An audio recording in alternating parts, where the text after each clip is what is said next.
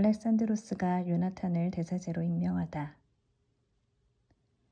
160년에 안티오코스의 아들 알렉산드로스 에피파네스가 프톨레마이스에 상륙하여 그곳을 점령하였다. 사람들이 그를 환영하자 그는 그곳에서 왕위에 올랐다. 그 소식을 들은 데메트리오스 임금은 매우 큰 군대를 모아 그에게 맞서 싸우려고 나섰다. 그러면서 다른 한편으로는 요나탄에게 높은 지위를 약속하는 평화의 말을 담은 편지를 보냈다. 그는 속으로 이렇게 생각하였던 것이다. 요나탄이 우리를 치려고 알렉산드로스와 화친을 맺기 전에 우리가 먼저 유다인들과 화친을 맺자. 자기 신과 자기의 형제와 민족에게 우리가 저지른 온갖 악행을 요나탄이 기억하고 있을 것이다. 그래서 데메트리오스는 요나탄에게 자기의 동맹자가 되어 군대를 모으고 무장시키는 권한을 주었다. 그리고 성체에 가둔 인질들을 요나탄에게 넘겨주라고 명령하였다. 요나탄은 예루살렘에 와서 온 백성과 성체의 군사들이 귀를 기울이는 가운데 그 편지를 읽었다. 임금이 요나탄에게 군대를 모으는 권한을 주었다는 말을 듣고 성체의 군사들은 몹시 두려워하였다. 그래서 요나탄에게 인질들을 넘겨주고 요나탄은 그들을 그 부모들에게 돌려보냈다. 요나탄은 예루살렘에 자리를 잡은 뒤 이 도성을 보수하고 재건하기 시작하였다. 그는 작업을 하는 일꾼들에게 성벽을 쌓고 시온산을 네모진 돌로 둘러싸아 요새로 만들라고 명령하였다. 그들은 그대로 하였다. 그러자 바키데스가 지은 요새들에 있던 이민족들이 달아났다. 그들은 저마다 제자리를 버리고 고향으로 돌아간 것이다. 그러나 베추르에만은 율법과 계명을 저버린 자들이 일부 남아 있었다. 그곳이 피신처로 이용되었기 때문이다. 알렉산드로스 임금은 데메트리오스가 요나탄에게 편지를 보내어 약속한 것들을 다 들었다. 아울러 요나탄과 그 형제들이 이끈 전쟁과 그들의 용맹, 또 그들이 겪은 여러 가지 고난에 관해서도 들었다. 그래서 그는 이러한 인물을 어디서도 찾을 수 있겠는가?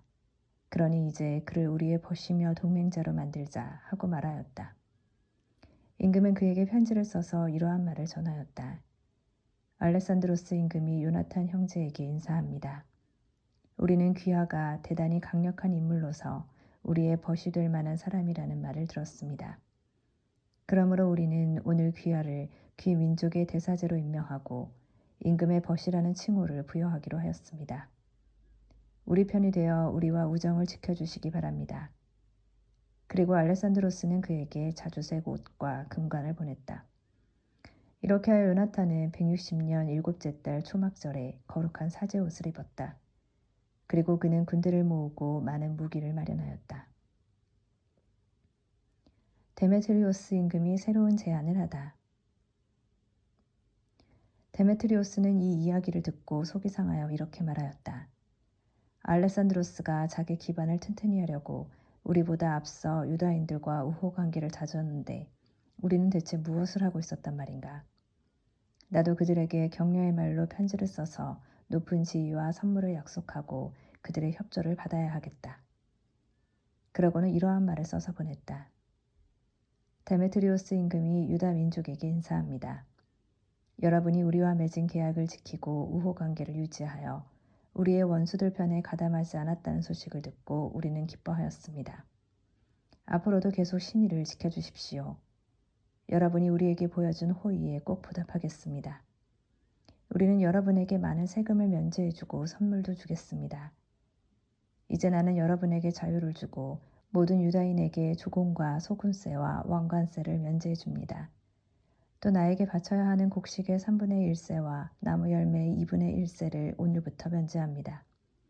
그리하여 유다 땅에서 그리고 사마리아와 갈릴레아에서 유다에 편입된 새 지역에서 오늘부터 영원히 그 세금들을 거두지 않겠습니다. 예루살렘은 거룩한 곳으로 인정하고 그 주변 지역과 함께 11조와 조세를 면제합니다. 나는 예루살렘 성체의 지배권을 포기하고 대사제에게 넘겨줍니다. 그는 성체를 지킬 사람들을 뽑아 그곳에 배치할 수 있습니다. 또한 나는 유다 땅에서 나의 왕국 곳곳에 포로로 끌려온 모든 유다인을 몸값을 받지 않고 자유롭게 풀어줄 뿐더러 그들의 가축에 대해서도 세금을 받지 못하게 하겠습니다. 모든 축제일과 안식일, 초하룻날과 축일, 그리고 축제 전 사흘과 축제 후 사흘, 이 모든 날을 내 왕국에 사는 모든 유다인이 공공의무와 세금을 면제받는 날로 삼겠습니다. 어느 누구도 이 모든 문제와 관련하여 유다인에게 세금을 강요하거나 그들을 괴롭힐 권리가 없습니다. 유다인들 가운데에서 3만 명이 임금의 군대에 편입되어 임금의 모든 군사와 똑같은 대우를 받을 것입니다. 그들 가운데 어떤 이들은 임금의 큰 요새에 배치되고 어떤 이들은 왕국에서 신임받는 자리에 배치될 것입니다. 그들의 상관과 지휘관들도 그들 가운데에서 나올 것이며 또 그들은 임금이 유다 땅에 명령을 내린 대로 자기들의 법에 따라 살 수 있을 것입니다. 사마리아 지방에서 유다에 편입된 세 지역은 유다와 합쳐지고 한 통치자에게 속한 것으로 간주됩니다. 그러므로 대사제 말고는 다른 어떤 권력자에게 복종하지 않아도 좋습니다. 나는 프톨레마이스와 그 인접 지역을 예루살렘 성소에 선물로 주어 성소의 경비를 충당하도록 하겠습니다. 여기에 덧붙여 나도 해마다 적절한 곳에서 거둔 임금의 수입 가운데에서 은 15,000세켈을 주겠습니다. 관리들이 처음 몇 해 동안 주다가 나중에는 주지 않던 모든 추가 보조금도 지금부터는 성전 비용으로 다시 내줄 것입니다. 거기에다 해마다 성소 수입에서 받아오던 은 5,000세켈도 면제합니다. 그것은 그곳에서 봉직하는 사제들의 몫이기 때문입니다. 임금에게 빚을 졌거나 그 밖에 온갖 다른 사정으로 예루살렘 성전이나 그 경내 어디로든 달아난 자는 누구나 사면 되고 내 왕국에 있는 제 소유물도 다 되돌려 받을 것입니다. 성소 건물을 보수하고 재건하는 경비는 임금의 수입에서 충당할 것입니다. 또한 예루살렘 성벽을 보수하고 그 둘레를 튼튼히 하는 경비도 임금의 수입에서 충당하며 유다 땅의 다른 성벽들을 보수하는 비용도 그렇게 할 것입니다. 데메트리오스가 죽다. 요나탄과 백성은 이 말을 듣고 아무도 그것을 믿거나 받아들이지 않았다. 그들은 데메트리오스가 이스라엘에서 저지른 엄청난 악행과 자기들을 몹시 괴롭힌 일을 기억하였기 때문이다. 그러나 자기들에게 먼저 평화의 말을 해온 알레산드로스에게는 호감을 가지고 언제나 그와 동맹 관계를 유지하였다. 그때 알레산드로스 임금은 대군을 모아 데메트리오스에게 맞서 진을 쳤다. 두 임금이 교전한 끝에 알레산드로스의 군대가 달아나자 데메트리오스가 그를 추격하여 그의 군사들을 무찌르고 해가 질 때까지 치열한 전투를 벌였지만 데메트리오스는 그날 전사하고야 말았다. 알레산드로스가 프톨레마이오스와 맹약을 맺다. 알레산드로스는 이집트 임금 프톨레마이오스에게 사신을 보내어 이러한 말을 전하였다. 내가 이제 나의 왕국으로 돌아와서 조상들의 왕좌에 오르고 통치권을 잡았습니다. 데메트리오스를 무찌르고 우리 영토를 되찾은 것입니다. 나는 그와 전쟁을 벌였는데 그와 그의 군대가 우리에게 패배하여 우리가 그의 왕좌에 앉게 되었습니다. 그러니 이제 우리 서로 우호관계를 맺읍시다. 따님을 내 아내로 주십시오. 그러면 나는 사위가 되어 임금님의 품위에 맞는 선물을 임금님과 따님에게 드리겠습니다. 그러자 프톨레마이오스 임금은 이렇게 대답하였다. 임금님이 조상들의 땅으로 돌아가 그 왕좌에 앉게 된 날이야말로 복된 날입니다. 이제 나는 임금님이 편지에 쓴 대로 하겠으니 우리가 상견례를 하게 프톨레마이스에서 만납시다. 나는 제안대로 임금님의 장인이 되겠습니다. 그 뒤 프톨레마이오스는 162년에 자기 딸 클레오파트라를 데리고 이집트에서 나와 프톨레마이스로 갔다. 알레산드로스 임금이 그를 영접하였다. 프톨레마이오스는 자기 딸 클레오파트라를 알렉산드로스에게 넘겨주고 임금들이 하는 대로 프톨레마이스에서 매우 호화로운 혼인잔치를 벌였다. 알렉산드로스가 요나탄과 맹약을 맺다. 알렉산드로스 임금은 요나탄에게 자기를 만나러 오라고 편지를 썼다. 그래서 요나탄은 화려한 행렬을 이끌고 프톨레마이스로 가서 그 두 임금을 만나 은과 금을 주고 그들의 벗들에게도 많은 예물을 주어 호감을 샀다. 그때 이스라엘에서 간악한 자들, 곧 변절자들이 몰려가서 그를 고발하였지만 임금은 그들의 말에 주의를 기울이지 않았다. 임금은 오히려 요나탄의 옷을 벗기고 자주색 옷을 입혀주라고 명령하였다. 부하들이 그대로 실행하자 임금은 그를 제 곁에 앉히고 신하들에게 말하였다. 너희는 이분을 모시고 성읍 한복판으로 가서 아무도 어떤 문제로든 이분을 고발하거나 어떤 구실로든 이분을 괴롭히지 말라고 선포하여라. 요나탄을 고발한 자들은 그렇게 선포되는 대로 그가 영광을 차지하고 자주색 옷을 입은 것을 보고는 모두 달아났다. 그러자 임금은 그를 영광스럽게 하여 첫째가는 벗들 가운데 하나로 등록시키고 그를 총독으로 또 지방 장관으로 세웠다.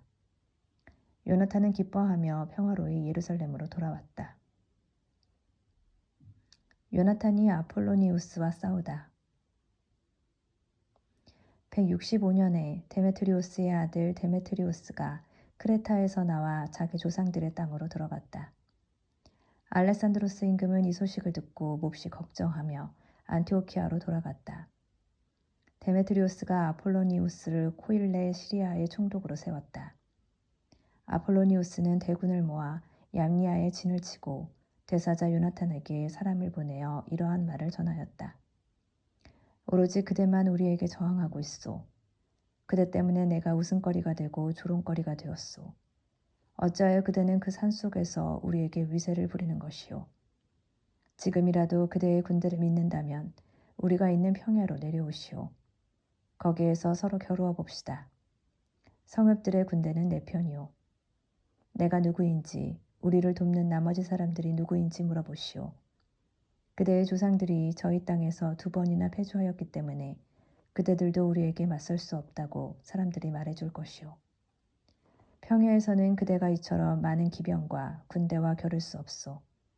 이곳에는 돌도 자갈도 없고 달아날 데도 없소. 요나탄은 아폴로니우스의 말을 듣고 분이 치밀어 군사 10,000명을 뽑아 예루살렘에서 나왔다. 그의 형 시몬도 그를 도우려고 합세하였다. 요나탄이 야포 앞에 진을 쳤지만 아폴로니우스의 주둔군이 야포에 있었으므로 그 성읍 주민들은 그에게 성문을 열어주지 않았다. 요나탄의 군대가 그곳을 공격하자 성읍 주민들이 두려워서 성문을 열어주었다. 그리하여 요나탄이 야포를 점령하였다. 아폴로니우스는 이 소식을 듣고 기병 3,000과 큰 군대를 집합시켜 그곳을 그냥 지나치는 척하며 아스도스로 갔다. 그는 또한 자기의 수많은 기병대를 믿었으므로 평야로 진군하였다. 그러자 요나탄이 그를 뒤쫓아 아스돗까지 갔다. 거기에서 양쪽 군대가 맞서 싸웠다. 아폴로니우스는 기병 1,000명을 미리 후방에 숨겨두었지만 요나탄은 자기 뒤에 복병이 있다는 사실을 이미 알고 있었다. 적군은 요나탄의 군대를 포위하고 그의 병사들에게 아침부터 저녁까지 활을 쏘아댔다. 그러나 병사들은 요나탄이 명령한 대로 꿋꿋이 버티었다. 마침내 적의 군마들이 지치게 되었다. 이렇게 적의 기병대가 지쳐 있었으므로 시몬이 자기 군대를 이끌고 가서 적의 전열과 맞서 싸우자 적군은 시몬에게 패배하여 달아났다. 기병대도 평야에 뿔뿔이 흩어져 목숨을 구하려고 아스도스로 달아나 저희 신전인 베타곤으로 들어갔다. 요나탄은 아스돗과 그 주변 성읍들을 불태우고 거기에서 전리품을 거둔 다음 다곤 신전과 그곳으로 피신한 자들을 불로 태워버렸다. 그리하여 칼에 맞아 쓰러진 자와 불에 타 죽은 자가 8,000명가량 되었다. 요나탄은 그곳을 떠나 아스클론을 향하여 진을 쳤다. 그러자 그 성읍 주민들이 나와 그를 성대하게 맞이하였다. 요나탄은 많은 전리품을 가지고 군사들과 함께 예루살렘으로 돌아왔다. 알레산드로스 임금이 그 소식을 듣고 요나탄을 더욱 영예롭게 하였다. 그는 관습상 임금의 친족에게만 주는 금 죬쇠를 요나탄에게 보내고 에크론과 거기에 딸린 모든 지역을 그의 몫으로 내주었다.